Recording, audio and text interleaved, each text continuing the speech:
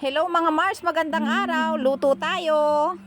Sa isang kawali ay naglagay tayo ng mantika. At unang sangkap na ilalagay natin ay ang luya. Isusunod naman natin ang bawang at ang sibuyas mga Mars. Hintayin natin maluto hanggang magkulay brown ang lahat ng sangkap. Kapag kulay brown na nga ang lahat ng sangkap ay ilalagay naman natin ang mga laman loob ng baboy.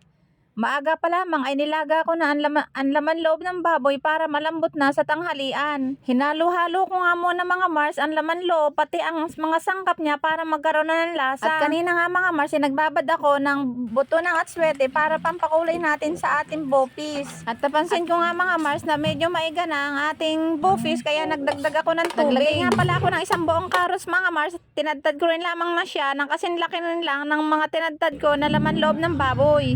Nagdagdag rin lang ako ng isang tasang tubig dahil medyo paiga na. Pagkatapos ko nga magdagdag tubig mga Mars ay hinalo-halo ko lamang siya hanggang sa kumulo na.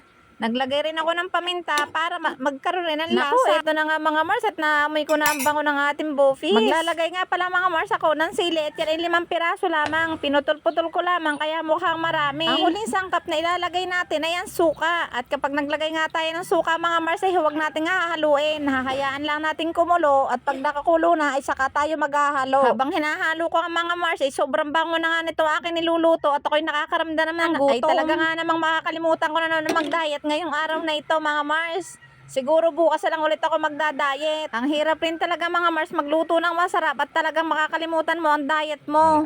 Kaya eto na't lumalaki na nga ang ating tiyan. At naglagay nga pala ako ng 4 na pirasong dahon ng laurel mga Mars. At eto isunod ko na rin ang kanin. Tara, kain na.